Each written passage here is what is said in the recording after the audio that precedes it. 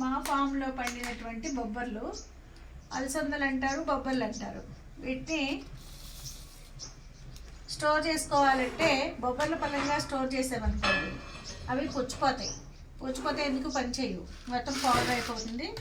ఇవన్నీ లోపలంతా డొలకలా చేసేస్తాయి.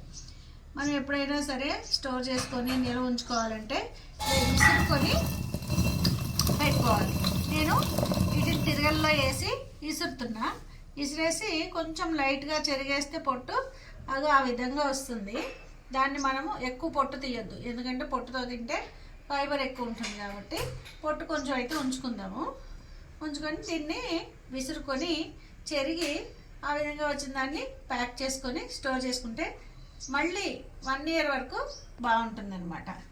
కాబట్టి మా ఫామ్లో పండినటువంటి ఏ అయినా సరే నేను ఇలా తిరగల్లో విసిరేసేసి ప్యాక్ చేసుకొని స్టోర్ చేసుకుంటాను.